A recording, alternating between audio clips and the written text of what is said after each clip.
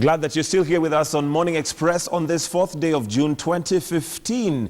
It is time for us to put our pulse on the nation, on state of the nation. Now, on the 1st of June, which was Monday, we celebrated, but one might argue and say, was it really a time to celebrate? But it was more a time to reflect when we had the Madaraka Day. We've had 52 years in this country of Madaraka. But of course, that leaves us with a question, are we proud of where we are? Are there milestones that we have achieved in those 52 years? Are there areas that we really should have achieved more? And that's what we'd like to look at today on the state of the nation, also focusing on the speech that His Excellency, the President of the Republic of Kenya, Uhuru Kenyatta, gave us on that particular day. Now, joining me to have that conversation is none other than the Senator for Mandera on my extreme left, and that's Bill Okero. Thank you for joining us this morning. I also have the Senator for Homa Bay, Moses Kajwang. Thank you for joining us. And remember, you are also welcome to have this conversation. You can do that via Twitter, and the Twitter handle is at Michael G. Gitonga or at Sophia Wanuna. Gentlemen, thank you for coming. And let me just start off maybe with a speech. And one of the opening remarks by the President is that June 1st is one of the most memorable and inspiring days of our lives as a nation. Moses, do you feel inspired after the 52 years of Madaraka with where we are? Thank you. The part of the speech you've quoted went ahead and said that on that day we undertook moral, political and legal responsibility for our fate, yes, as Kenyans. And sovereignty. And sovereignty. Correct. I am not 52 years old. I'm just about 36 years old. But when I reflect on the aspirations that our founding fathers had on that 1st of June, back then in the 1960s, I feel that we have disappointed them to an extent. So I do believe that Kenya, our glass is half empty, not even half full. It is half empty. All right. Bill Okero, what are your sentiments on 52 years? Do you feel inspired? And I think I'll be a bit positive. I think, well, for those who really fought for the sovereignty of this nation, and I think, yes, I would say I think they did a great job, and I feel, yes, inspired by that occasion. I think if we're celebrating that day, yes, it is, and of course we have. I would agree to some extent. Yes, there has been a lot of development since. And like just we've had, not everyone is perfect, but I think there has been progress, and I think there is need to look at it positively. Okay. Overall, yeah. All right, Moses, now that you express your disappointment and even mentioned that the glass is half empty as opposed to half full, what are some of the strides that you feel that we really ought to have achieved by now? I believe that economically we should be doing much better than we are doing today. The story of Singapore has been told many times. Correct. Even the story of China has been told many times.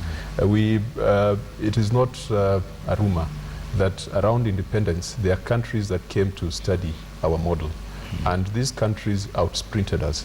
And today they are almost superpowers, while we are still somewhere between mediocre and not very mediocre. So I think economically we should have done better. When it comes to building a nation, we could have done better. Kenya, yes, is Kenya, but we still think like 42 tribes.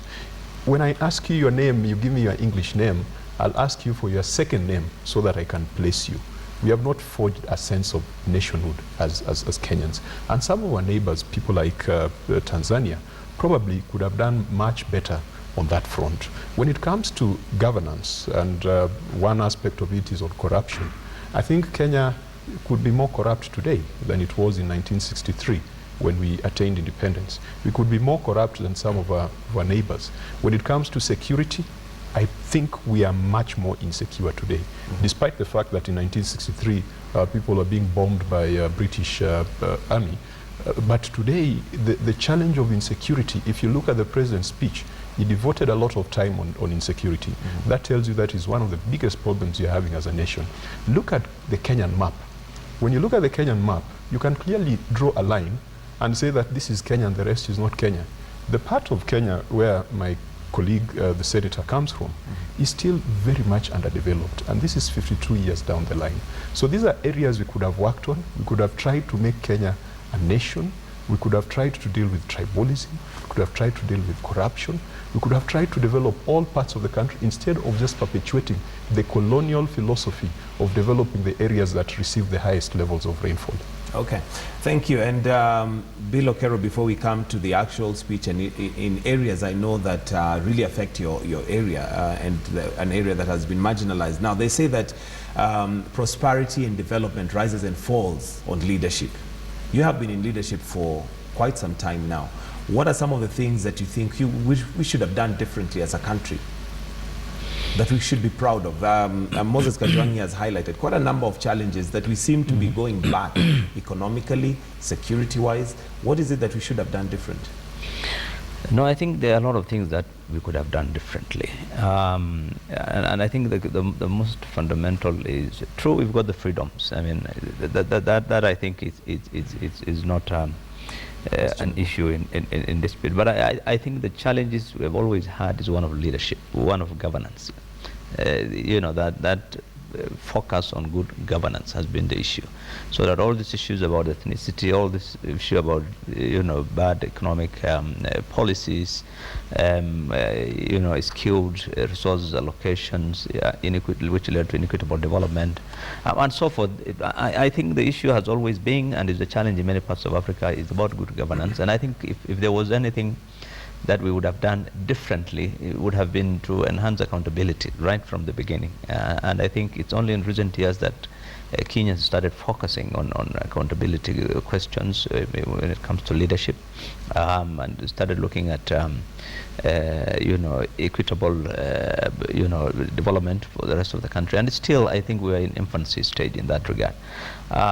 So in my view, the biggest challenge has always been about the governance, and I think it's still a challenge. And the second thing I would say is that, you know, bad governance has led to some of the challenges which still affect us. For example, corruption, which I think underpins most of the challenges that we have mentioned, including insecurity and all this. But more importantly, I think there is a sense that some of us get from, especially from that part of the country, that the leadership of the nation does not always look at us all as a nation, really, and there's a sense of prejudice about this. So that when you look at even the president's speech, he uses words like imaginary wrongs, you know, and when he's trying to, I would imagine it's talking about people like us, those of us who always talk about marginalization, and then consistently nowadays we find the president saying there's no marginalization, and you know, this is imaginary. There are no wrongs. There are no historical wrongs. I mean, you can't really say that. And so there are, as we speak today, parts of this country that literally has a challenge in not only security, but the effects of insecurity has gone to levels where systems of education has literally collapsed. We feel today in Northeastern like we were in the 50s. So you know, you can't even go out at night. There's still under curfew. Northeastern has been under emergency until 1997. It wasn't until the IPPG that those emergency laws were lifted. So and you see the whole of northern parts of the country and all those challenges which are still there. I think there is still need for us to refocus on the issue of good governance and the issue of you know, equitability in terms of and of course dealing with questions that deal with human dignity, and really there are still questions that need to be addressed even in that area. Okay. Moses, as you mentioned, you're 36 years and we're celebrating 52 years. Would you say that right now we have more youth included in governance in terms of moving forward? Because, you know, during the times of Moi era, we'd always have, you are the leaders of tomorrow. How are we finally feeling the effect of younger leaders right now in the, of course, going towards now sorting out this issue of governance? The challenge of leadership in this country, I wouldn't say it has been because of the exclusion of youth and to an extent women in leadership. If you look at independence in 1963, Tom Mboya was a very powerful and a very significant member of that early cabinet and was responsible for drafting some of the economic policies that have guided this nation. And Tom Mboya was about, I think he could have been 32 at the time he was a minister. People like Mwai Kibaki who were in that first government, and a good number of other people. They were young intellectuals. So there was an infusion of youth at that very early stage. Probably during the Moi regime, he could have moved towards much more elderly people. But now, before I get to that point, when we talk about the state of Kenya today, I think we should not consider it to be a criticism of the Jubilee government, because the Jubilee government has been around for just 2 years or 3 years. It is a collective indictment of Kenyan leadership, whether you're in the opposition or whether you are in government. The reality today is that those of us who are in the opposition were previously in government, and those who are in government were previously in the opposition.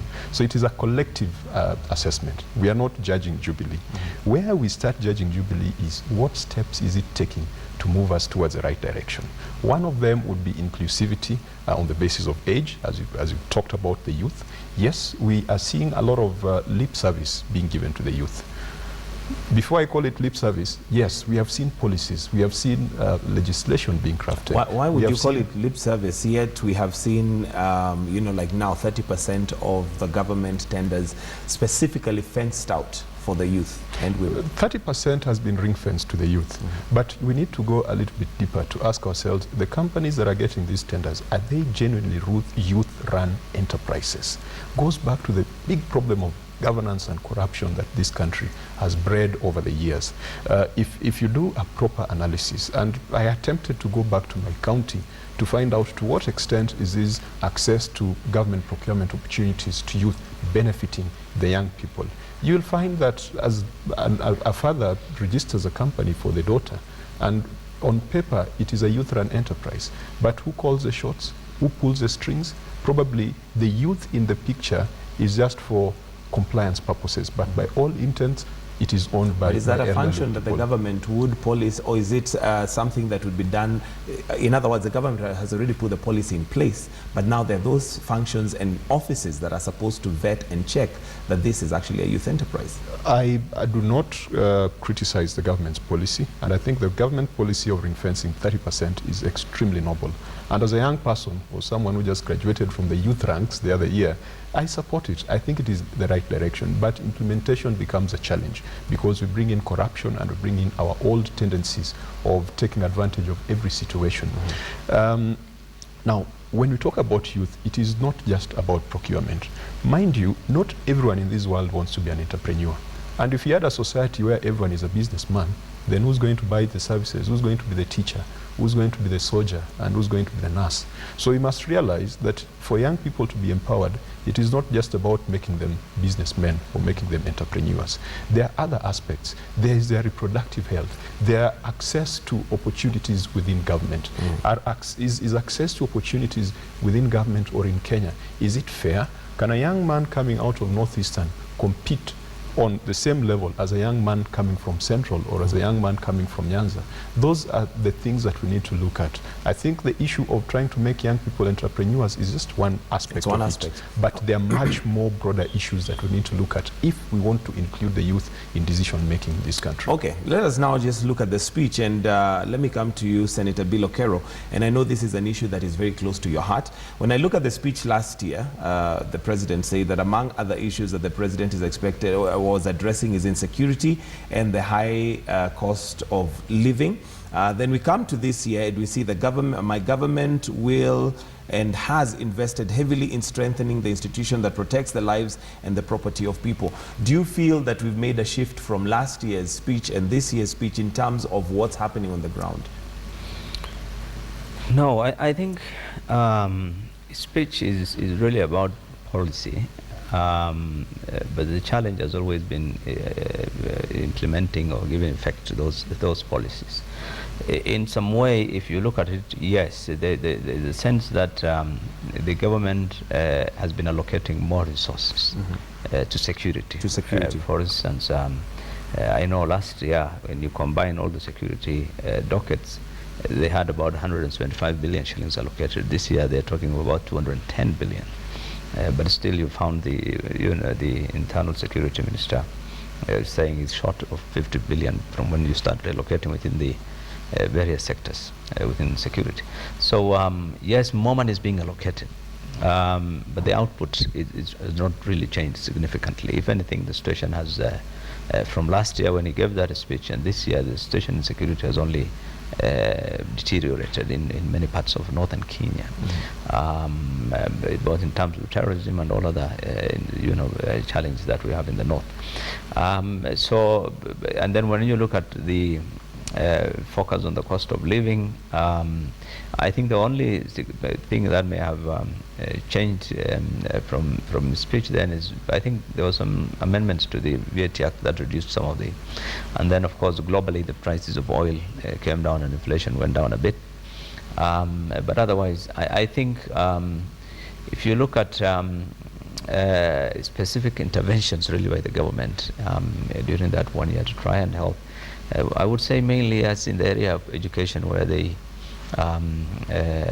provided more money for tuition for secondary schools and probably even the free maternity and so forth. But I think still the cost of living is still a challenge, I think, for many parts of... all right. I'll come back to you on the issue of radicalization, but let me first of all hear your say, Moses, and this is one of the things that featured in the speech, the metamorphosis of terrorism in this country, and this is in regards to security, in the fact that now the terrorists seem to have changed their strategy and are targeting younger Kenyans, are targeting professionals.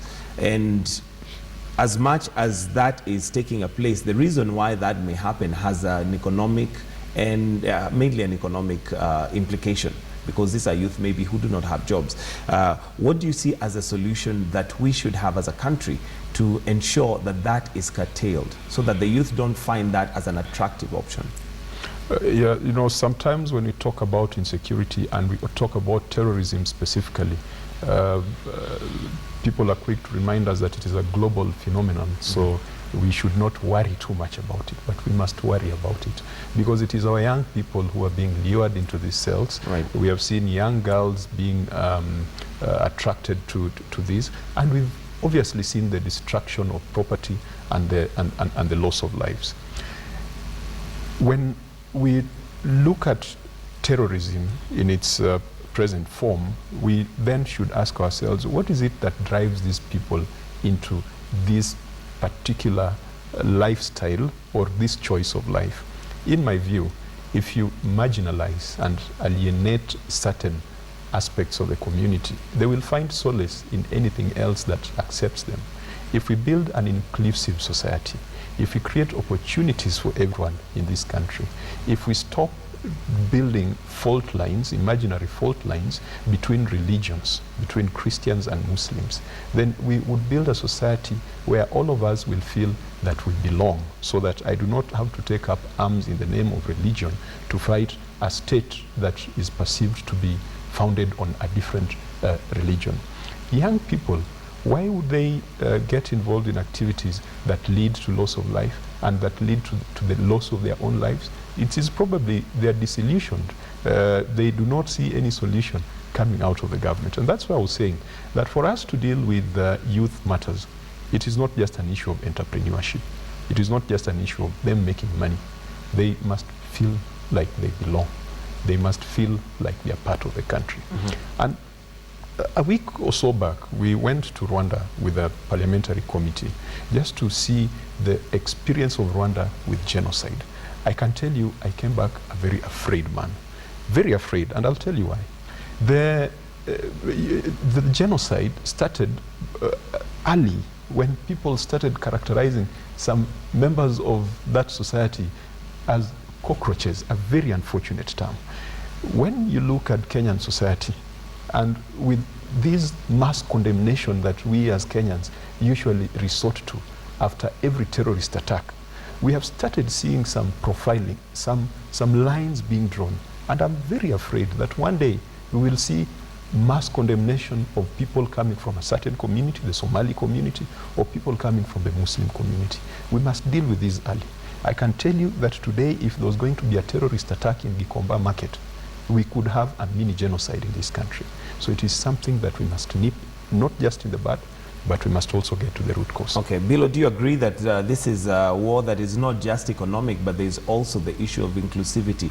People not feeling included end up now retaliating against the government. And we know that recently we had some militants come into the country and were preaching, as it were, a doctrine against the government, one that they were trying to, push that it's not the Kenyans they are fighting, but the government. What's your take on that? Yes, I tend to agree with the senator. First of all, I think it's important to appreciate that terrorism is actually global in the sense that if you look at what is going on now in Europe, the flow of tens of thousands of youth from European countries to ISIS, and extensive research has been done on what is actually happening. For example, the UN, I think, reported last month that in the first 6 months, over 25,000 youth left Europe to join ISIS, and they tried to, research has been done to find out what exactly is the driver or the triggers for this movement of people into these countries. And you'll find that economic deprivation is not necessarily the only factor, by the way, or religious radicalism, or it may not have been the only factor. Sometimes it's some of the factors that he mentioned, like discrimination, youth who feel alienated for one reason or the other, they feel segregated socially, and so forth. So there are many other really factors that actually play into this. And I think in Kenya, when you find professionals leaving, nowadays they're recruiting professionals that are working in banks and other institutions. They're recruiting university graduates. Several of the girls who left for Syria last month, you remember, they're all professionals who have studied the bride, those girls who are the brides, whatever the media call them, the bride, they're all graduates of so they're not without employment. So there are a lot of factors really, and I think for northern Kenya there's a sense of desperation among the youth, frankly speaking. I mean, forget about jobs or opportunities. There's even a more serious challenge of identity, that you don't have, you finish school, you want to go to college, you can't get ID documents. I spend my time in my office here, half the time just writing recommendations for students who want to try and go and get ID cards here. Why would I have to get into that? Nobody doesn't write recommendations for youth who want to go and apply for ID, because there's no issue of ID cards in most of those regions. The matter we have raised really time and again, because there's nothing that can trigger that problem of the youth more than lack of identity. When you feel you don't even get documents, you can't go to college, you get a sponsorship to travel. I've got a gentleman 2 weeks ago, a young man. He was the best performing student in Northeastern Province. He got AS, and he got admission in a university in the US, fully sponsored. He spent the last 3 months trying to get an ID card, and he cannot get a passport because he can't get the ID card.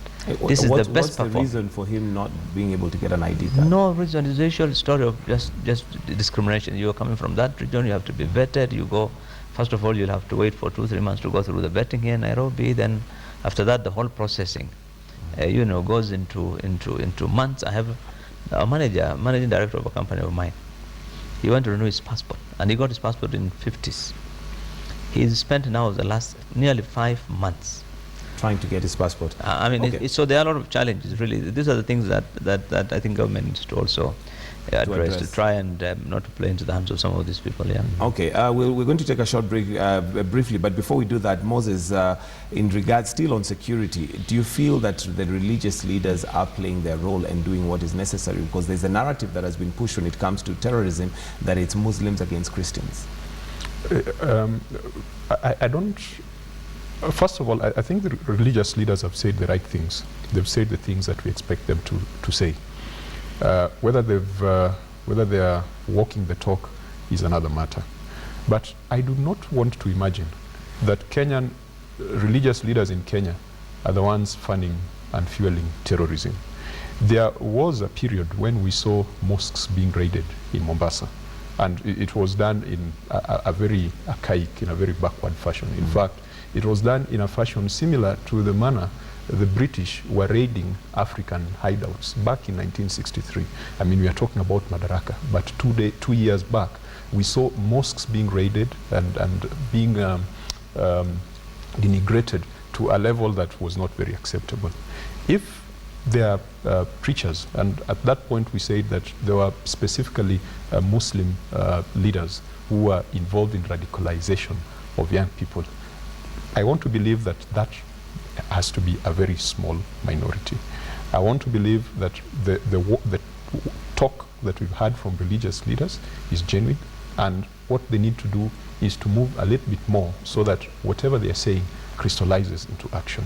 I do not want to believe that the radicalization of the youth, terrorism, Al-Shabaab and ISIS is something that is being driven by Kenyan religious leaders. All right. Okay, we'll take a short break. And just in case you're joining us now, State of the Nation is where we are. And Bello Kero, the senator for Mandera, and Moses Kajwang, senator for Homa Bay, in the studio. The State of the Nation is what we're talking about here. And of course, you are welcome to participate in this conversation. And you can do that via Twitter. And the Twitter handle is at Michael G. Gitonga or at Sophia Wanuna. What's your take? 52 years into Madaraka. Are you a happy Kenyan? Are you excited? Are you inspired as per the president's speech? We'll be right back.